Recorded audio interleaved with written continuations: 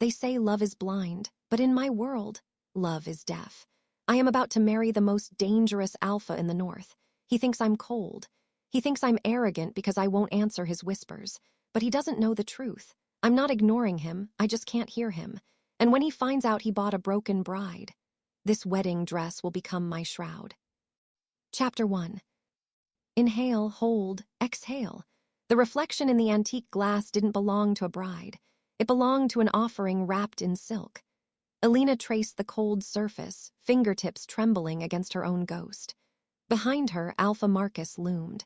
She couldn't hear his approach, she never could, but the air in the room grew heavy, charged with his cruelty.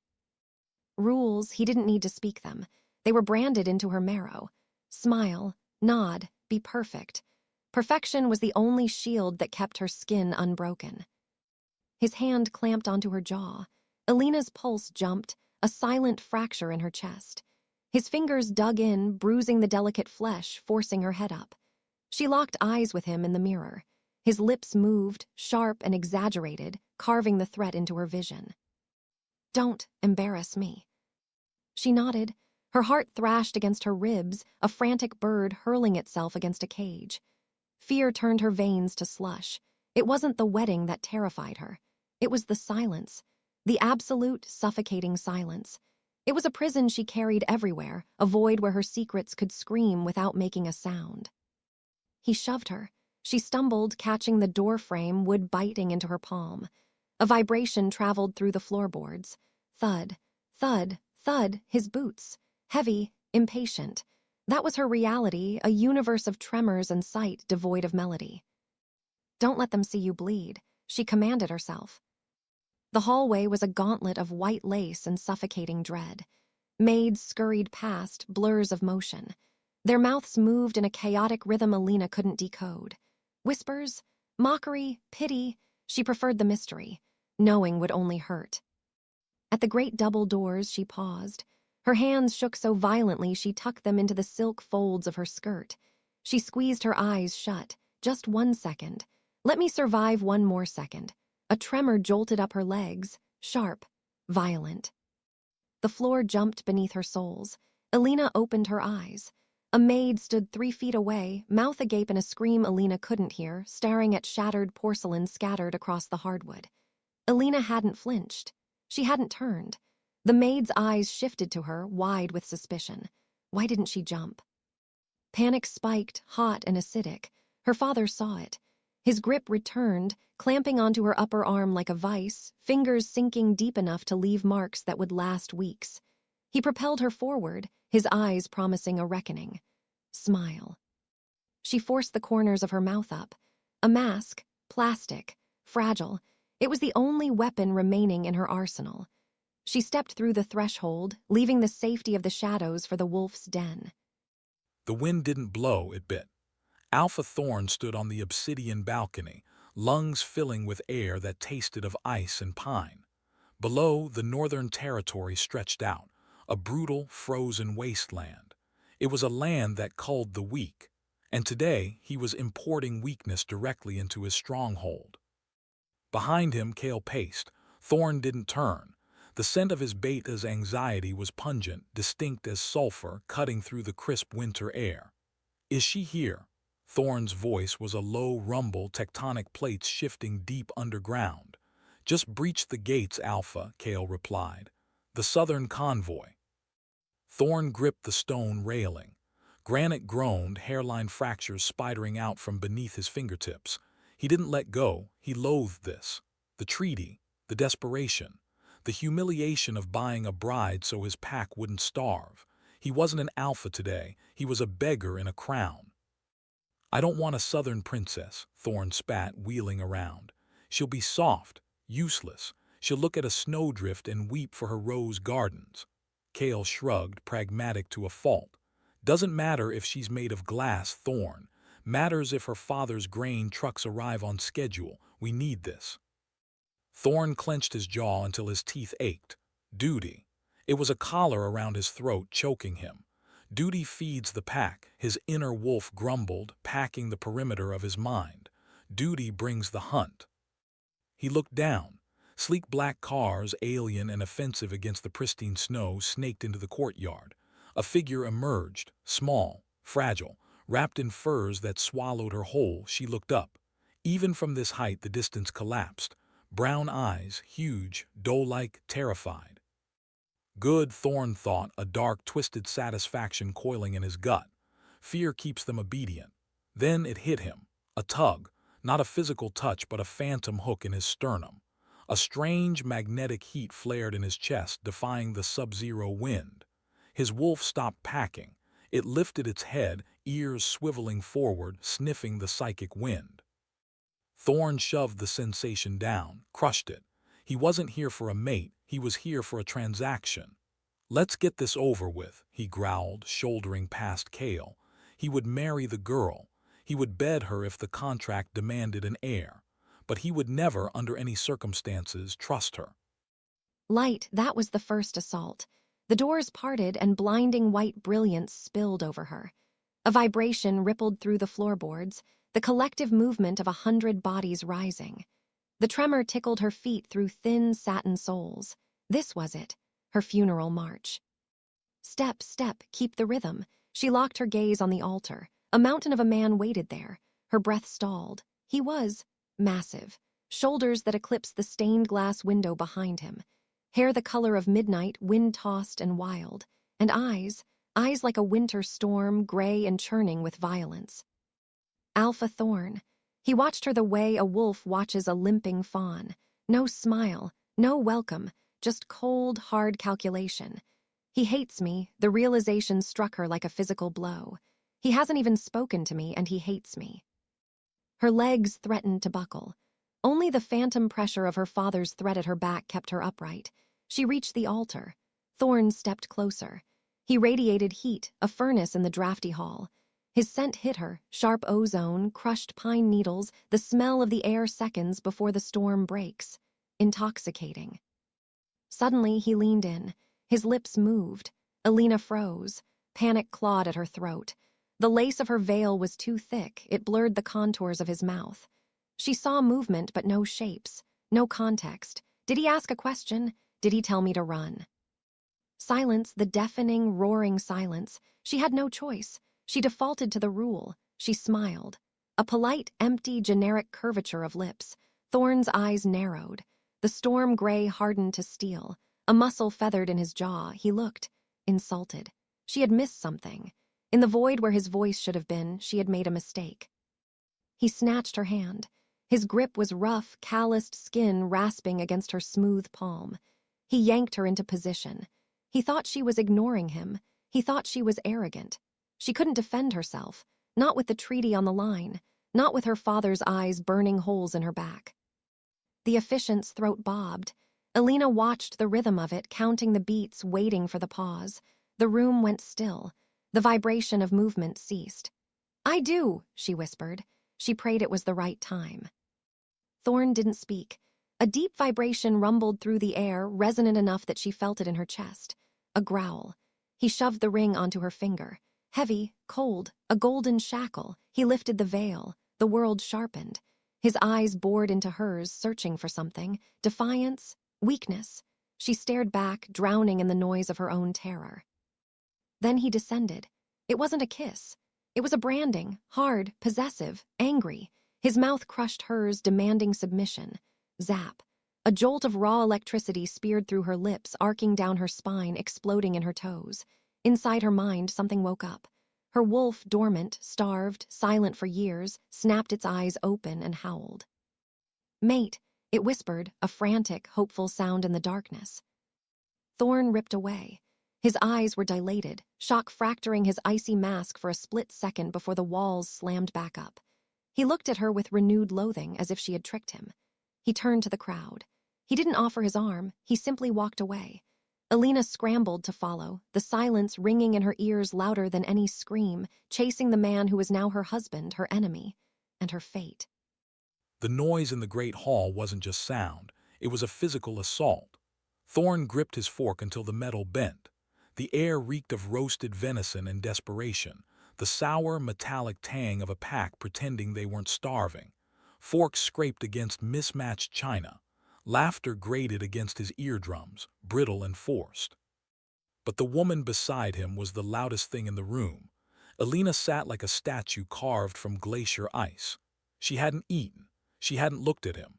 Her gaze remained fixed on the linen tablecloth, a pale finger tracing the rim of her wine glass, round and round, ignoring him, ignoring the pack. Disrespect, his wolf snarled, packing the cage of his ribs. She thinks our food is poison. She thinks she is above the hunt. Thorne shoved his chair back. Wood shrieked against stone. The hall died. Silence swept through the space, instant and absolute. 300 wolves scrambled to their feet. Chairs toppled. Joints popped.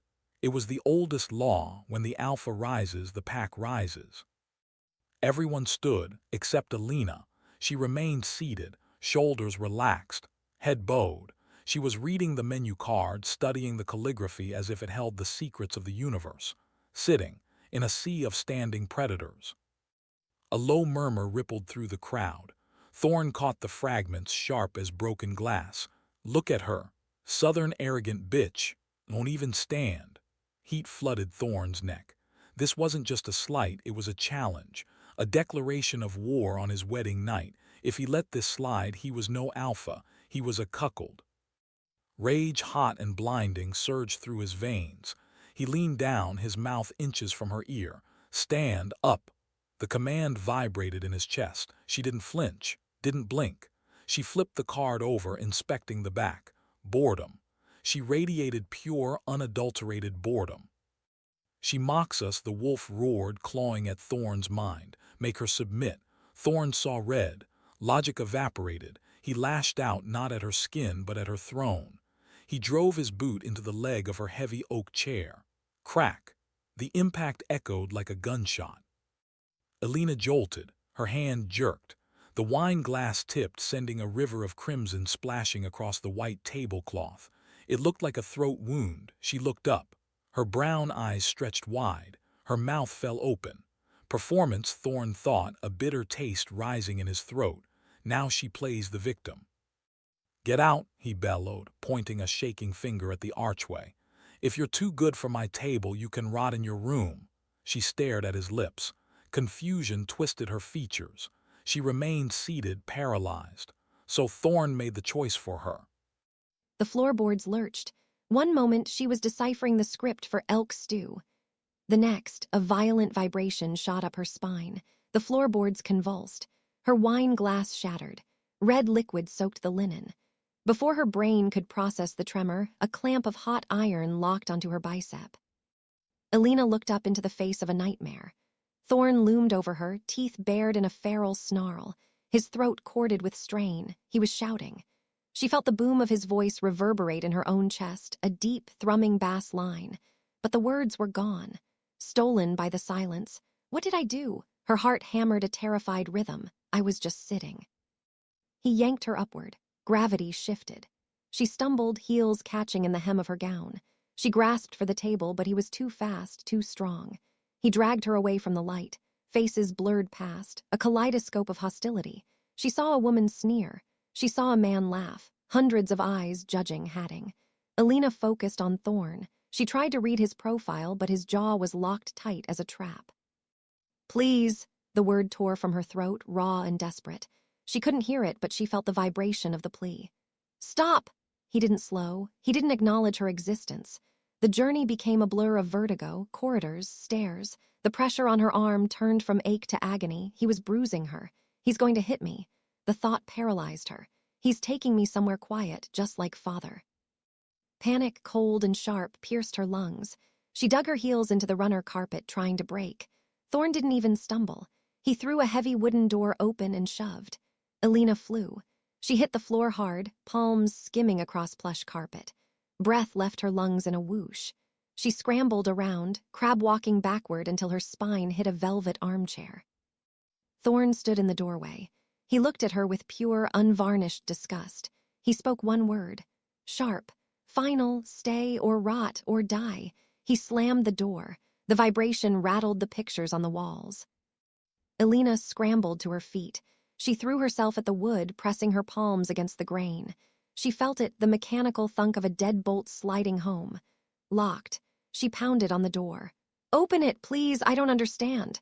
Nothing, no vibration of footsteps returning, no handle turning. Her legs gave out. She slid down the doorframe, curling into a ball. Trapped in a room she couldn't hear, married to a man who hated her for a crime she didn't commit. The silence had never felt so loud. Thorne stormed away from the door, his boots hammering the stone like war drums. He needed oxygen. He needed to scrub the scent of her vanilla perfume and acrid fear out of his nostrils. He burst onto the castle ramparts. The wind hit him like a physical blow, frigid, biting, cleansing. He sucked in a lungful of ice. You locked her in. Thorne didn't turn. Kale. She needs to learn respect, Thorne ground out. The words tasted like ash. She sits while the pack stands. She ignores a direct command. His claws elongated, pricking the skin of his palms. I won't have a Luna who undermines me, Kale. Not when we are one bad harvest away from extinction. Kale leaned against the parapet, staring into the dark. She looked petrified, Thorne, when you grabbed her. That wasn't defiance. That was terror. She's an actress, Thorne spat. Her father is a viper. She's just a prettier version of the same poison. Mate scared, his wolf whined, packing low in his gut. Mate trapped. Mate alone. Thorne slammed a mental wall down on the beast. She stays in the bridal suite. No visitors, no special treatment. Let her cool off. Silence teaches better lessons than shouting. The wind shifted. The temperature plummeted, 10 degrees in a single heartbeat. Thorne looked up. The sky churned, a bruised purple mass swallowing the moon. The scent of ozone and deep freeze spiked in the air. Not just a storm, a blizzard, a northern killer. The first flakes fell heavy, wet, sticking to his lashes like tears. Power lines won't hold, Kale murmured, watching the tree line whip back and forth. The generator is erratic. Fix it, Thorne ordered. I don't want excuses. He turned to leave, but his gaze betrayed him. It drifted up, to the tower, to the bridal suite. A single light glowed against the encroaching dark. He saw her shadow, small and frantic, packing against the curtains. Let her sit in the dark, he told himself, hardening his heart. Let her feel the cold my people survive every day. The wind howled, a high, keening shriek that sounded like a woman screaming. Thorne grit his teeth. He turned his back on the tower and walked into the darkness of his own making. 48 hours. Elena measured time not by clocks, but by the slow, agonizing creep of sunlight across the Persian rug. She sat on the floor, spine fused to the plaster wall. The room was a masterpiece of northern luxury, velvet wingbacks, a hearth of river stone, but a velvet prison was still a prison. In the crushing silence of her confinement, she had memorized the floorboards. She knew the geography of the wood. She knew which planks groaned, not because she heard them, but because they sent a ghost of a vibration up her fingertips. Thump, thump. She kept her palm flat on the oak near the door. It was her radar, her lifeline. No one came. Her stomach cramped, a sharp twist of nausea. Hunger wasn't just an ache anymore, it was a rat gnawing at her insides. She had missed the lunch delivery, a cruel twist of fate. She had been in the bath, scrubbing her skin raw to remove the memory of the wedding. When she emerged, the tray sat on the vanity, congealed, gray. And as she reached for it, a maid had swept in, snatched the tray, and marched out. Elena had screamed, "Wait!" The maid hadn't turned, hadn't paused. The door had slammed, sealing the silence back inside. Now Elena was hollow. She crawled to the window. The glass radiated a deadly chill. Outside, the world had been erased by white. The snow wasn't falling, it was being driven horizontally, a wall of ice moving at 80 miles an hour. A blizzard, pressure built against the glass. The pane bowed inward. Crack. The latch snapped. The window exploded open. A blast of sub-zero air slammed into her, knocking the breath from her lungs. Snow swirled into the room, instantly coating the velvet in white powder. Elena scrambled up. Adrenaline flooded her veins. She threw her weight against the frame, grabbing the brass handles. She pushed. The wind pushed back. It was a living thing, a giant hand holding the window open, mocking her frailty. She gritted her teeth. I am an alpha's daughter. I will not freeze. She dug her heels into the carpet. She leaned her shoulder into the wood, screaming a soundless cry of effort. Inch by inch, she fought the gale. Click, the latch caught. She slumped against the wall, sliding down until her hip hit the floor. Her breath plumed in white clouds before her eyes. The temperature in the room had dropped 20 degrees in seconds. The light began to fail. The gray sky outside bruised into charcoal. Terror, cold and slithering, coiled in her gut. Darkness was her true enemy. In the light, she was deaf. In the dark, she was nothing. She ceased to exist. She fixed her eyes on the bedside lamp, a warm, golden beacon. Please, she prayed to a moon goddess who had long abandoned her. Don't take the light. Thorne stared at the ceiling. The file on his desk remained unopened. The office smelled of stale coffee and ozone. Outside, the wind howled, a high, keening shriek that sounded like a dying animal. His mind wasn't on the storm. It was on the floor above. "Status," Thorne growled. The vibration of his own voice felt rough in his chest. Cale stood by the hearth, rubbing warmth into his hands. "Pack is secured. Generators are straining but holding." "Not the pack, Cale, the girl." Cale hesitated. The pause hung in the air, heavy and telling.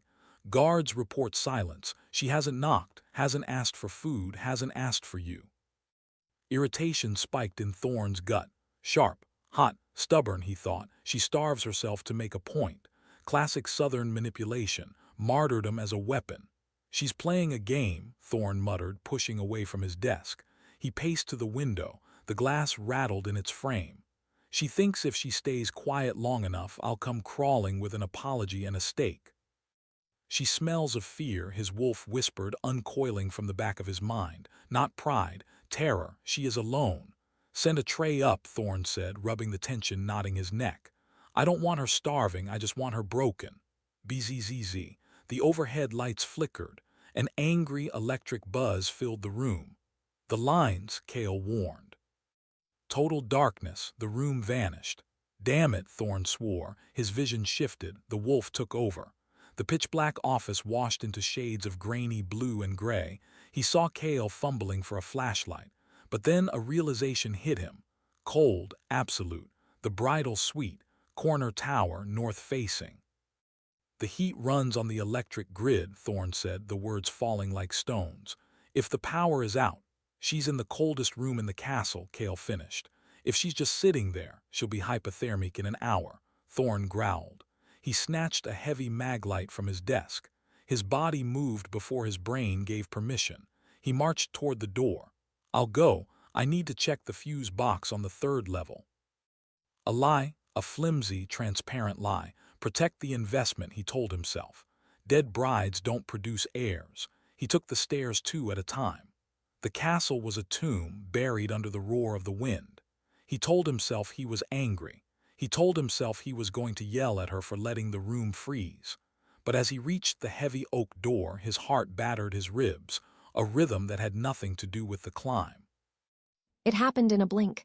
1 second, the lamp cast a circle of safety on the floor. The next, the void swallowed her. Absolute darkness. Thick, heavy, suffocating. Elena gasped.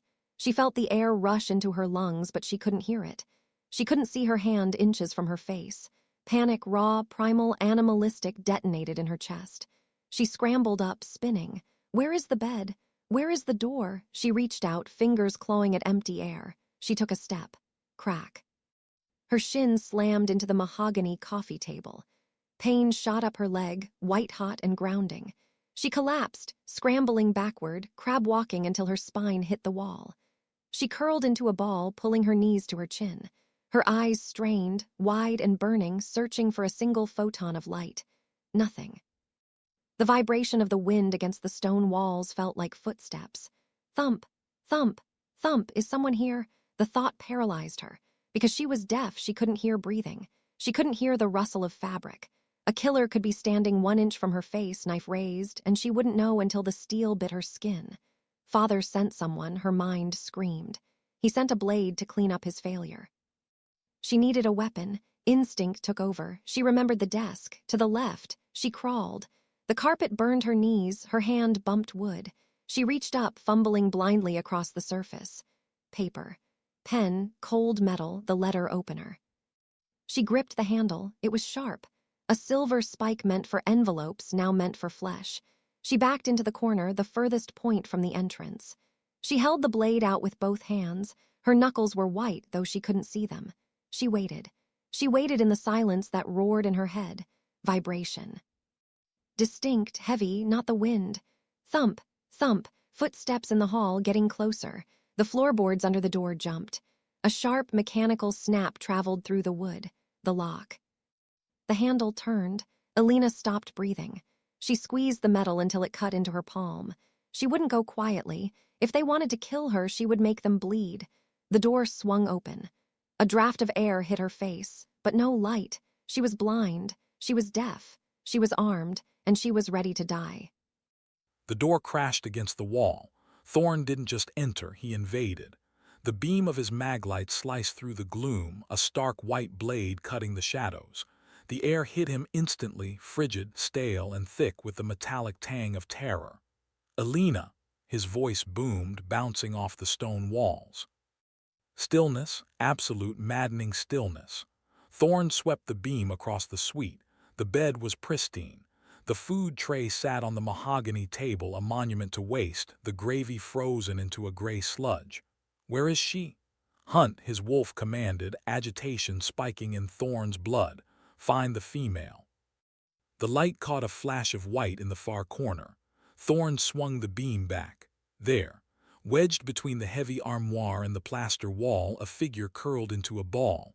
Her head was tucked into her knees, arms wrapped tight around her shins. She looked small, pathetic. Irritation flared into white-hot anger. "Get up," Thorne growled, stepping into the room. "The generator blew, you'll freeze in here." She didn't twitch, didn't gasp. She remained a statue of ice and defiance. His jaw tightened until his teeth ached. She heard him. He was an alpha. His voice carried a frequency that commanded obedience from every shifter in the hemisphere. She was ignoring him. Again, just like the wedding, just like the feast. He marched across the floor. Thud, thud, thud. His boots struck the wood with the weight of his authority. "I said get up, Elena," he roared, looming over her huddled form. "Nothing, not a flinch, not a shiver. She mocks us," the wolf snarled. "Make her listen." Thorne's patience shattered. He wasn't going to play games with a spoiled southern princess while his castle turned into a freezer. He reached down. His hand clamped onto her shoulder, fingers digging into the silk of her robe. "Look at me when I—" The void had teeth. Elena had been waiting in the abyss for an eternity. She felt the vibrations thump, thump, thump traveling through the floorboards, rhythmic, heavy, getting stronger, like a drum beating a death march. Her pulse hammered a frantic rhythm, not the wind. She gripped the letter opener. The silver handle bit into her palm, a grounding pain. He's here. Father sent the cleaner. She couldn't see them, couldn't hear them. She was trapped prey in a pitch-black pond, waiting for the hunter's shot. Touch, a hand clamped onto her shoulder. Heavy, rough, possessive. Instinct hijacked her brain. The terror she had bottled for 3 days detonated. She didn't think. She didn't hesitate. She lashed out. Elena swung the silver spike blindly into the dark, aiming for the heat, aiming for the monster. At the same time, a scream tore out of her throat. It wasn't a pretty scream. It wasn't a cry for help. It was a guttural, raw animal noise. It was a sound she couldn't hear, so she couldn't modulate it. It was the sound of a soul breaking. Thunk. The blade hit resistance, soft resistance. Warm wetness sprayed her knuckles. Light, a beam blinded her. Painful, searing white light scorched her retinas after days of shadow. She gasped, throwing her hands up to shield her face. Through the gaps in her fingers, she saw a shape, massive, looming. Because she was blinded, she couldn't identify the face. She only knew one thing: she had hurt him, and now he would kill her. She scrambled backward, pressing her spine into the corner until the plaster scraped her skin, bracing for the heavy blow that would end it all. Og, pain flared sharp, distinct, hot. Thorne looked down. A thin line of red welled up on his forearm. She had cut him, but the anger didn't come. The wolf didn't roar for vengeance, because of the scream. It froze the marrow in his bones. It wasn't a normal scream. It was hollow, distorted, flat. It was the sound of a creature that had never heard its own voice. He dropped the flashlight. It rolled across the carpet, the beam spinning wildly before settling on the wall, casting long, grotesque shadows. He looked at Elena. She wasn't looking at his eyes, she was staring at his chin. Her eyes were wide, blown black with terror, darting around his face but never locking onto his gaze. She was trembling so violently her teeth clacked together. Click. The puzzle pieces slammed into place. The vase shattering, the lack of flinch, the intense focus on lips, the silence. No, Thorne's stomach dropped, a sickening freefall. She isn't ignoring me. He had to be sure, he had to know. He moved slowly, hands raised, palms open, a gesture of surrender. He knelt on the carpet. She flinched, squeezing her eyes shut, turning her face away. "Elena," he said. His voice was soft, trembling. She didn't open her eyes. "Elena," he shouted. The volume was enough to shake the glass in the window frames. Nothing. Thorne brought his hands together right next to her ear. Clap. The sound was a thunder crack in the small room. Any wolf, any human would have jumped. Elena didn't even blink. The truth hit Thorne like a physical impact. Deaf. She was profoundly, completely deaf. Air left his lungs. He had punished her for a disability. He had locked her in the dark, a sensory void, terrified, starving, and alone. He wasn't the hero of this story. He was the monster. "We hurt mate," his wolf whimpered, curling into a ball in the back of his mind. "We hurt the silent one." Guilt, heavy and suffocating, crushed his chest. Without thinking, he reached out again, gently. He brushed his knuckles against her wet cheek. She gasped. Her eyes flew open. She saw him, really saw him. He saw the recognition. And then, the fear. She flinched back, eyeing his bleeding arm, waiting for the retribution. Thorne didn't strike. He pulled her into him. He wrapped his massive arms around her shivering frame, burying her face in the thick fur of his coat. He engulfed her. She went rigid, held her breath. "I'm sorry," he whispered into her hair, the words vibrating against her skull. "I'm so sorry." She didn't relax. Not yet. But then a sob racked her body, a broken, silent vibration against his ribs. She didn't push him away. She collapsed against him, her fight extinguishing like a candle in a storm. As the silence roared around them, Thorne made a vow. He would burn the world to ash before he let her be afraid in the dark again. Heat, that was the first sensation. Not the biting frost of the sweet, but a dense, radiating warmth pressing against her spine. Elena peeled her eyes open. The room swam in the gray light of a dying storm. She lay in the center of the massive bed, buried in furs, and she wasn't alone. Thorne sat on the mattress beside her, her muscles locked, breath trapped in her lungs. Freeze, it was the prey's only defense. Her father only sat on her bed to deliver bad news or a heavy hand. Thorne moved. She flinched, bracing for the blow.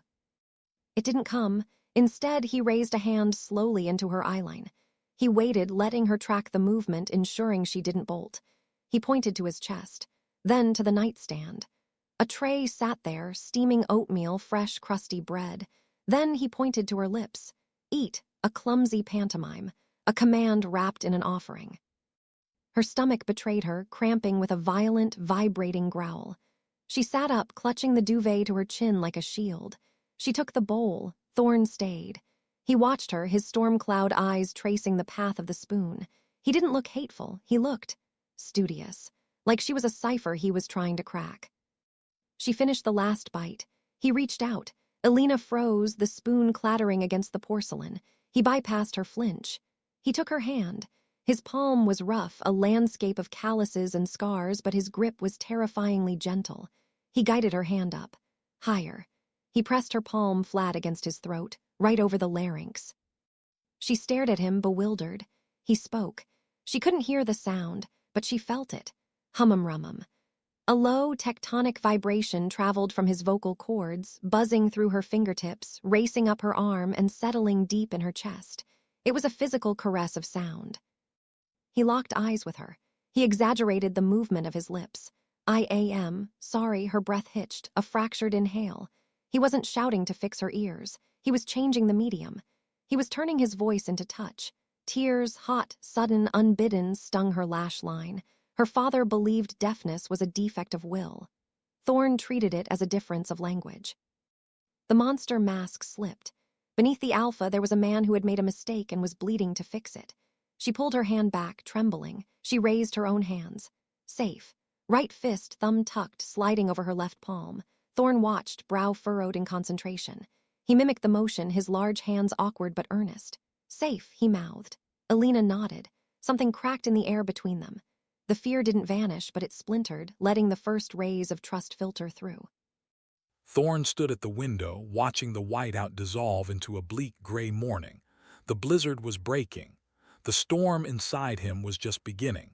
He glanced at the bed. Elena slept, exhaustion claiming her small frame. She looked microscopic under the wolf furs. Guilt was a parasite eating his gut. He had treated a civilian like an enemy combatant. He had locked a deaf woman in the dark. He looked at his hands. For 2 hours he had practiced. Hungry, cold, hurt. He felt clumsy, a pup stumbling over its own paws, but he would master this. He was an alpha. If his mate spoke with her hands, his hands would become his voice. Mate safe, his wolf grumbled, curling protectively in his mind. Mate needs pack. The door burst open. Thorne spun, a snarl ripping from his throat. Cale stood in the frame, chest heaving. He didn't apologize. The scent of ozone and high-grade panic poured off him. Alpha, Cale panted. Southern gate. Thorne stepped into the hall, pulling the door shut until the latch clicked. Quiet, who is it? It's Marcus, Cale said. He's brought 20 enforcers. The air thickened, heavy with threat. Thorne felt his claws elongate, punching through the skin of his palms. Marcus, Thorne's voice dropped to a lethal register. He sold her. He has no business here. He says the treaty is void. Cale's eyes darted to the closed bedroom door. He claims he has intelligence that you are torturing his daughter, that you locked her away to starve. Cale lowered his voice. He's demanding her return, Thorne. He's here to rescue her. Rescue. The word tasted like bile and ash. Marcus didn't want a rescue. He wanted a recall. He realized he sold a defective product and feared Thorne's retaliation, so he was striking first, using Thorne's own mistake as the blade to cut his throat. Kill him, the wolf roared, rip out his throat, paint the snow red. Thorne slammed his fist into the stone wall. Granite cracked. He doesn't touch her, Thorne snarled. She is mine. Technically, Cale countered, she is unmarked. And if the council hears she was locked in a freezing room for 3 days, Marcus has legal grounds. Thorne stopped. The trap snapped shut. I will kill him, Thorne stated. Simple, final. If you kill him at the gate, it's war, Cale warned. The South will rally. We don't have the numbers, Thorne. The famine weakened us. Thorne looked at the door. One option, a terrible, fragile gamble. I need her, Thorne said. I need her to tell him to go to hell. Vibration. The slam of the door against the wall woke her. Elena jolted upright, heart hammering a frantic rhythm. The peace of the morning shattered into jagged shards. Thorne marched in. The gentle man who let her touch his throat was gone. In his place stood the warlord of the north, shoulders bracketed with tension, jaw set in granite. He smelled of ozone, snow, and the copper tang of bloodlust. He stalked to the bed. He didn't hesitate. He grabbed her hand, pulling her to her feet. Punishment, her mind screamed. It's back. Thorne dropped to one knee, forcing himself to eye level. He looked desperate, dangerous. He raised his hands. Father, he pointed south. Here. Elena stopped breathing. Cold washed through her. No, she shook her head violently, backing away until her legs hit the mattress. No, no, no. If Marcus was here, he knew. He knew she had failed to please the beast. He was here to drag her back to the cellar, back to the silence, back to the pain. Thorne grabbed her shoulders. His grip was iron, holding her steady, grounding her in the present. He forced her gaze to his. He spoke slowly, enunciating every syllable. He wants you back, Elena whimpered, a high, broken sound. She raised shaking hands. Please hide me. Thorne shook his head, hard. He took her face in his palms, thumbs sweeping over her cheekbones. His eyes burned with a fierce, terrifying light. No hiding, he mouthed. He pointed to her, then to him. He interlaced their fingers, locking them together. Stand with me. The moment their eyes locked, she understood. He wasn't giving her up. He was asking her to fight. He was asking her to walk out there, face the man who had tormented her for 22 years, and choose the monster she barely knew. If she went with Thorne, she started a war. If she went with her father, she died a slow, silent death. Thorne squeezed her hand. A question, "Do you trust me?" She looked at the scar on his forearm, the red line where she had sliced him. The wound he hadn't punished her for. He came for me in the dark, she thought. Father left me there. She took a breath that rattled in her lungs. She nodded. Thorne stood. He didn't drag her. He offered his arm. Elena placed her hand on his forearm. She could feel the vibration of his power humming under the skin, a low-frequency growl of lethal intent. She was marching toward the blade, or her liberation. As if fate demanded it, they stepped into the hall together. The cold was different here. It wasn't the clean, honest bite of the northern wind. It was the rot of her father's proximity, a necrotic chill that settled in her marrow. They stood at the main gates. A wasteland of ice separated the two armies.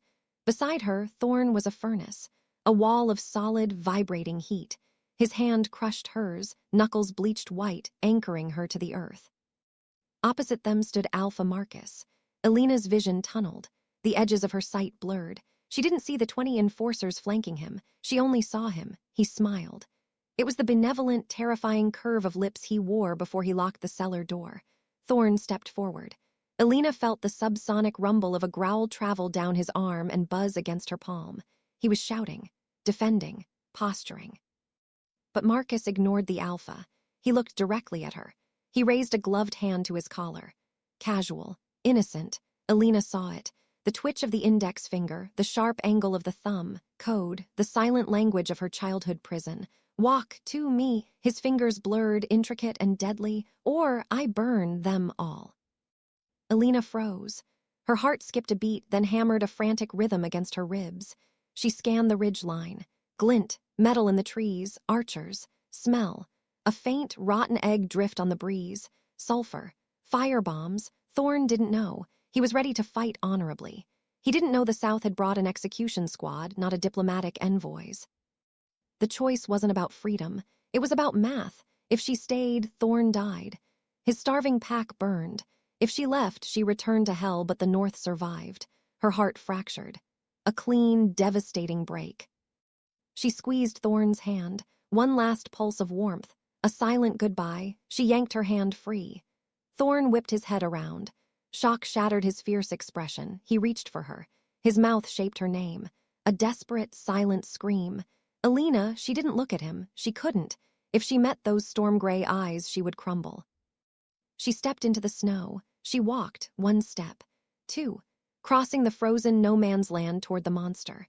Boom. A vibration rocked the ground. Thorne roared. It wasn't a sound, it was a shockwave. It rattled her teeth. He lunged, claws tearing at the air, but Kale and 3 guards tackled him, a pile of bodies holding back a force of nature.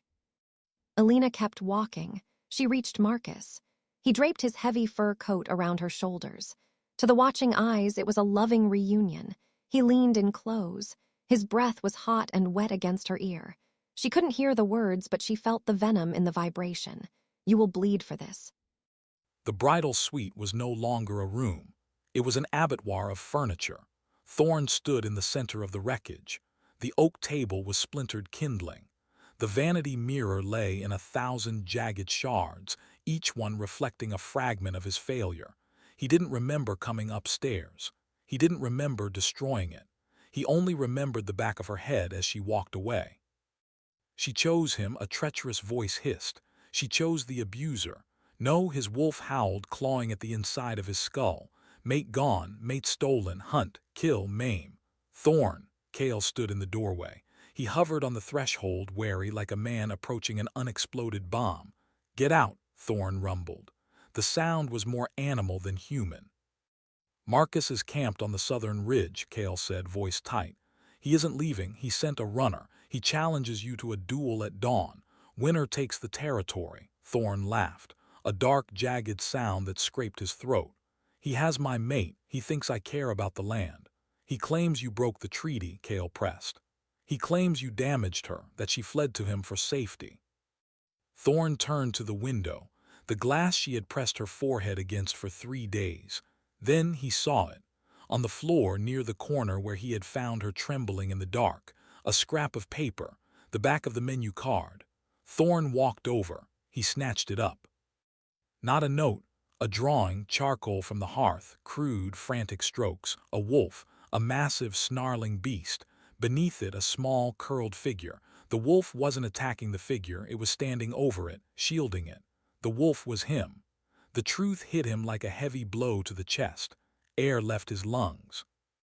She didn't leave because she wanted Marcus. She saw something, the archers, the trap. She realized he was outmatched. She didn't flee. She sacrificed herself. Martyr, his wolf whined, packing with renewed agitation. Mate protects pack. Thorne crushed the paper in his fist, pressing it against his sternum. The rage that had been hot and chaotic cooled instantly.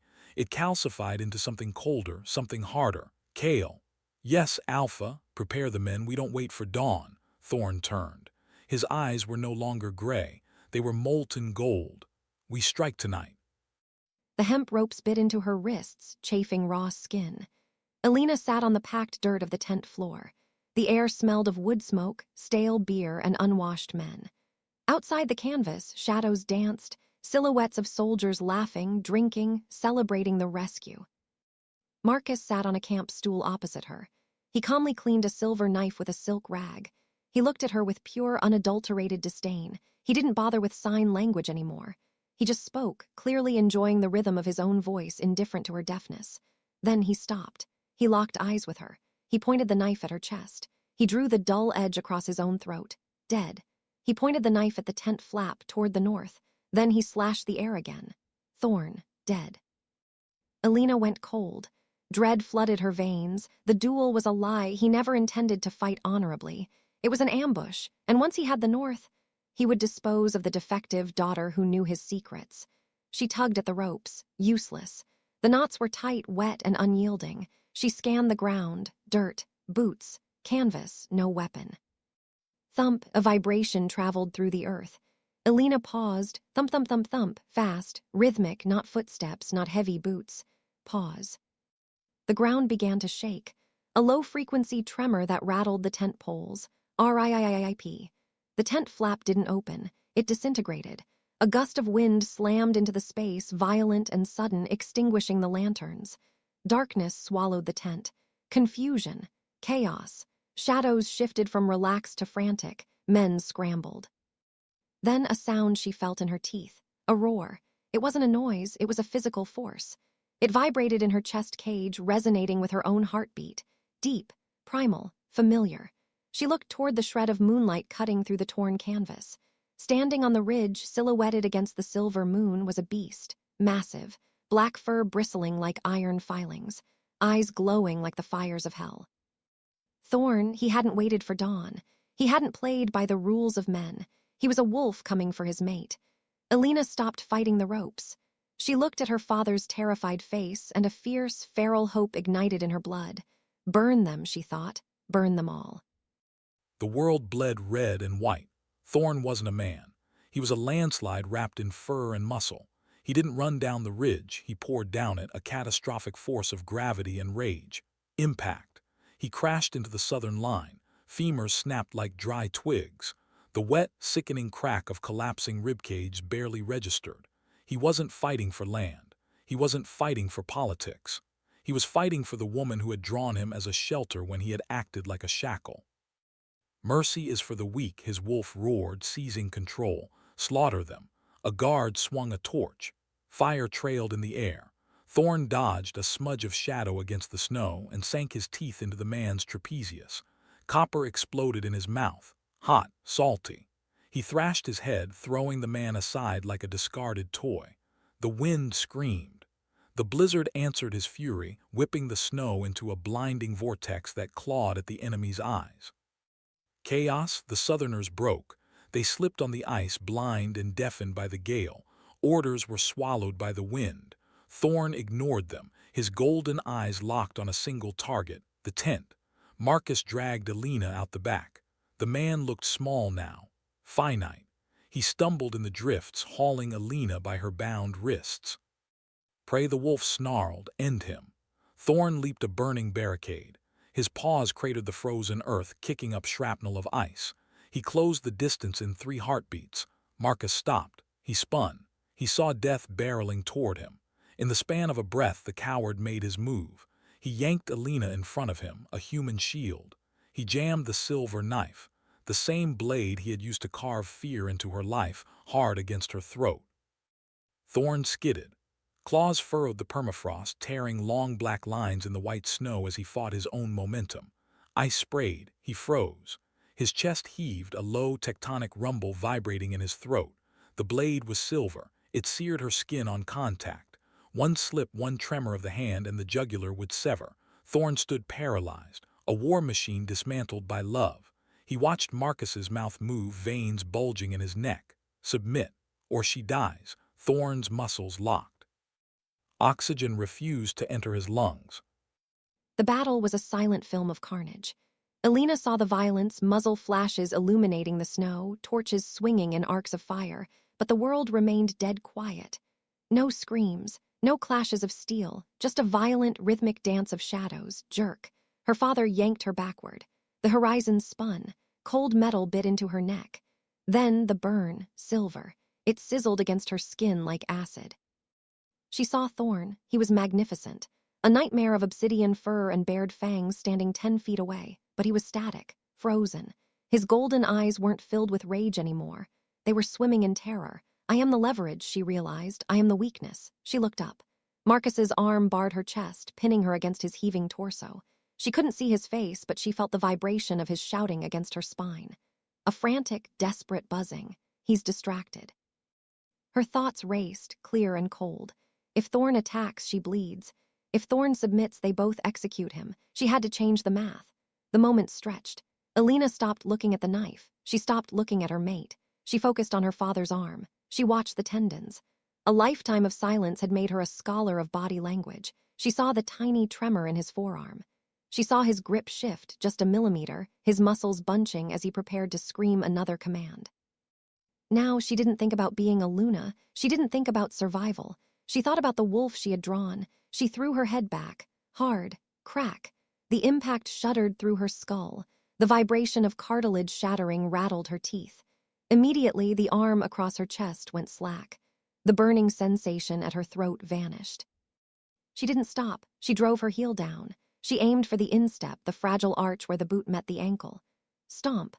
Marcus's mouth flew open in a silent scream. In the echo of his pain, visible in the contortion of his face, she twisted. She sank her teeth into his forearm. She bit down until she tasted the metallic tang of iron. He shoved her.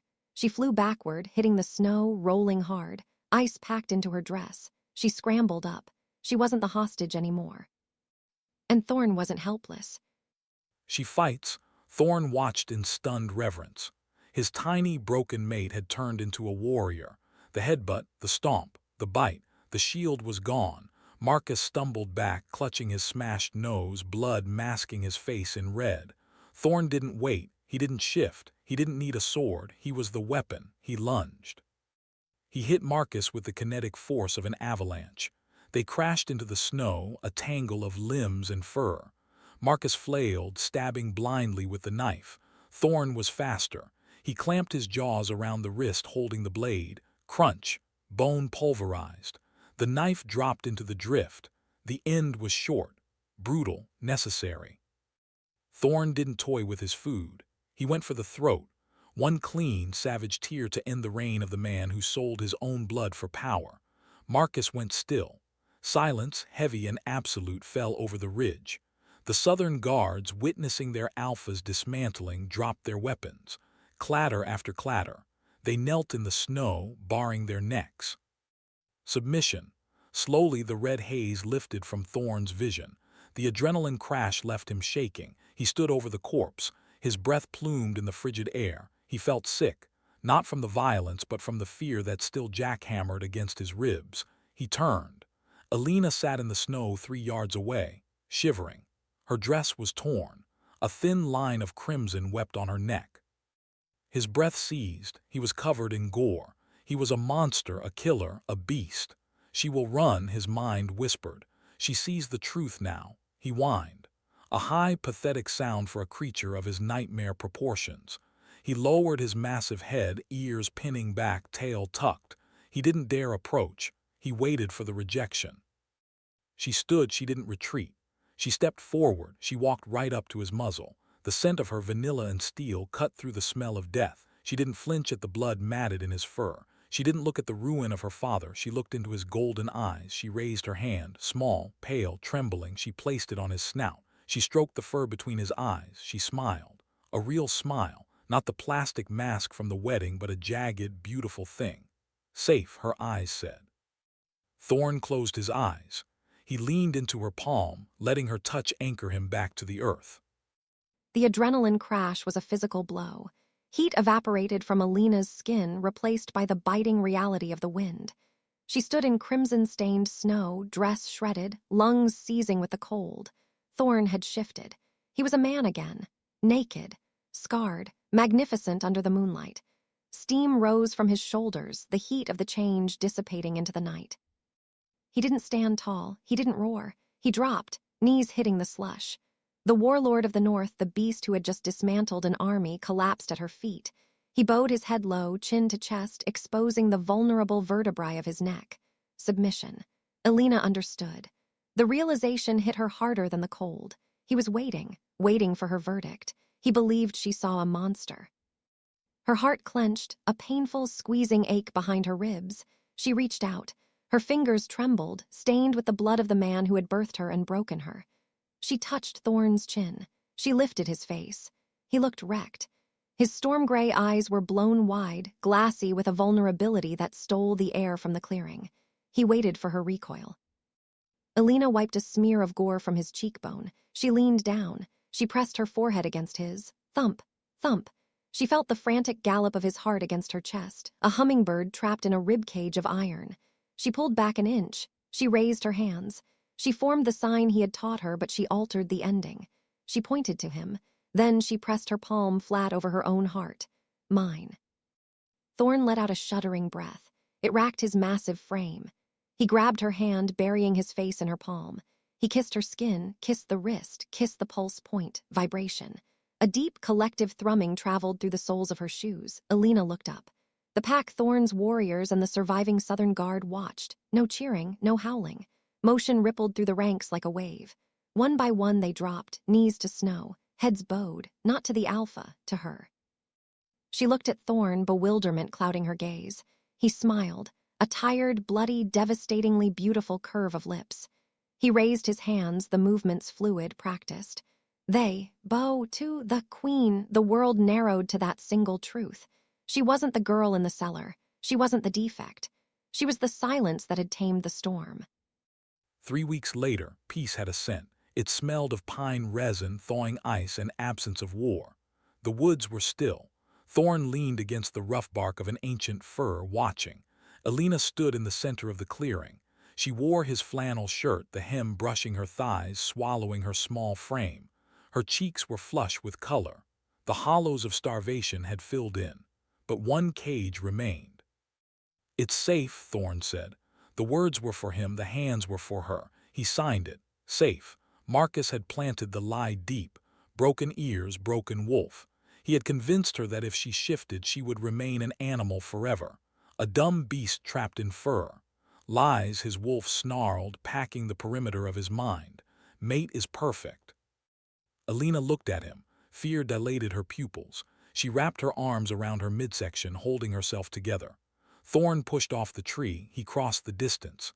He didn't touch her. He didn't want to ground her. He wanted her to fly. He signed, "Trust me. Let her out." She held his gaze. The bond between them pulled taut, a golden thread of reassurance. She took a breath. She closed her eyes. The air shimmered. The change took her. It wasn't the violent, bone-breaking shift of a warrior bred for battle. It was fluid, mercury pouring downhill. Her physiology reshaped, bones dissolving and reforming in a liquid dance. Flash. Blinding white light. Where Elena had stood, a wolf now breathed. She was smaller than him, sleek, aerodynamic. Her coat was pure, unblemished white, the color of the deep north, the color of starlight on snow. She looked at her paws. She shook her coat, sending a cloud of diamond dust into the air. She looked up at him, golden brown eyes wide with shock. Launch. She exploded upward, a vertical leap twisting in the air, landing light as a feather. She ran a tight, dizzying circle around him. Fast. Impossibly fast. Thorne laughed, the sound tore from his throat, echoing in the trees. He felt the joy radiating off her like heat from a furnace. Run, his wolf demanded. Chase. He didn't wait. He stripped and shifted in mid-stride. The massive black wolf landed in the snow, shadow to her starlight, obsidian to her diamond. He nudged her shoulder with a wet nose. Go. She didn't hesitate. She took off into the tree line, a white blur against the ancient forest. Freedom, it tasted like ozone and cedar. Elena ran. She didn't just move, she flowed. Her paws struck the earth, but she barely felt the impact. Gravity was a suggestion she chose to ignore. For the first time in 22 years, she wasn't deaf. Her wolf senses detonated. She smelled the sap bleeding from the pine 3 miles away. She felt the vibration of a hare's heartbeat burrowed under the frost. The world wasn't silent. It was a symphony of scent and tremor, a cacophony of life. She glanced left. Thorne was there, a massive shadow matching her stride, muscle coiling and releasing in perfect rhythm. Her heart skipped. A tug in the center of her chest. A distinct, magnetic pull. "You are fast, little wolf," Elena stumbled. She dug her claws into the crust, skidding to a halt, snow spraying in an arc. She spun, ears swiveling, scanning the trees. No one, just the wind, just Thorne, who said that. Thorne stopped. He turned his massive head. His golden eyes locked onto hers, burning with intensity. "I did." The voice was clear. Crystalline. It wasn't a vibration. It wasn't a lip-read guess. It was a sound. A rich, deep baritone resonating inside her own skull, bypassing the broken mechanics of her ears entirely. Reality shifted on its axis. She stared at him. "Thorne," she projected the thought. She pushed the feeling toward him, a mental shove. "I hear you, Elena," his voice echoed in the cathedral of her mind, loud and clear. The realization hit her with the force of a physical blow. The mate bond. It didn't need ears. It connected mind to mind, soul to soul. The silence was a physical barrier, but the bond was metaphysical. She wasn't broken. She never had been. She just needed the right frequency. Joy, pure, unadulterated, nuclear joy exploded in her chest. She threw her head back. She opened her jaws to the moon. To a human, it was a silent pantomime, but in the mind, in the bond, it was an aria, a melody of triumph. Thorne howled back.